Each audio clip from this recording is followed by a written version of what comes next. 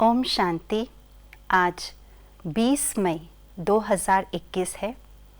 आज के स्लोगन में बाबा ने उड़ती कला की विशेषता बताई है। हर कोई उड़ना चाहते हैं।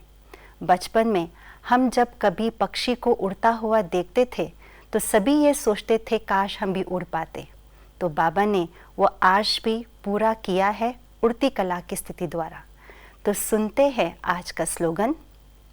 सदा उड़ती कला में उड़ना ही झमेलों को क्रॉस करना है।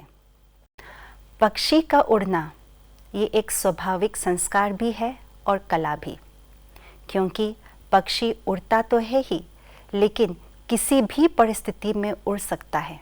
चाहे कितने भी आंधी हो या तूफान, चाहे कितनी भी ऊंची पहाड़ ही क्यों न हो, उसे पक्षी अपने उड़ने के कला से आसानी से पार कर सकता है। ठीक इसी प्रकार से उड़ती कला आत्मा का स्वभाव भी है तो कला भी है। अर्थात आत्मा को हल्कापन अनुभव होना ये एक स्वभाव है। अर्थात आत्मा कर्म बंधन से, हर प्रकार के बंधन से मुक्त होता है, माना ये हल्कापन है। ये हल्कापन आत्मा का नेचुरल स्वभाव है और इस हल्केपन के कारण से उड़ सकती हैं, अर्थात वो ऊंची स्थिति को प्राप्त कर सकती हैं।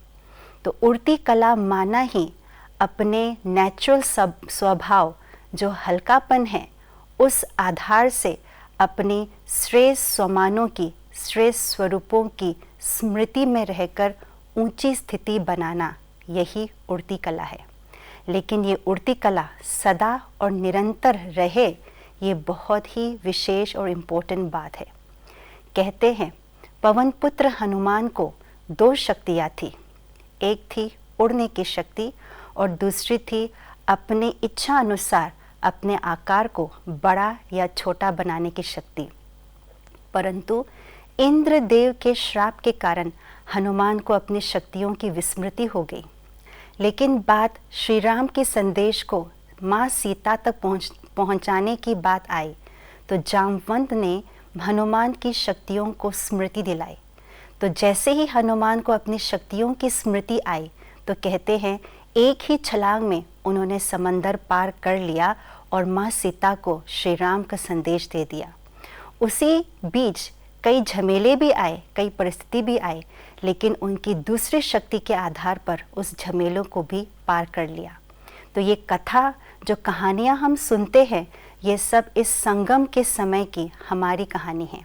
हम भी रावण के श्राप से देहाभिमान में आकर के अपनी शक्तियों को भुला चुके हैं। बाबा ने दोबारा आकर के हमें अपनी शक्तियों की स्मृति दिलाई और उड़ती कला की स्थिति बनाई। और वो शक्ति है हमारे स्वयं के जो नेचुरल संस्कार है, उसकी स्मृति, हमारे स्वरूपों की स्थिति। तो ये उड़ती कला की जो स्थिति है, इसको सदा ही निरंतर बनाए रखने के लिए बाबा ने ये कहा हुआ है कि बच्चे दिन भर की दिनचर्या में बाबा ने जो ड्रिल बताई हुई है उसका अभ्यास करें। अपने 5 स्वरूपों को बार बार स्मृति में लाएं तो हम शक्तिशाली बनते जाएंगे और उड़ती कला की स्थिति को प्राप्त करते जाएंगे। और इस स्थिति के द्वारा हम हर झमेले को, अंदर और बाहर के झमेले से पार कर सकेंगे। तो चले इस बात का टेंशन रख करके हम अपनी उड़ती कला की स्थिति को प्राप्त करें। ओम शांति।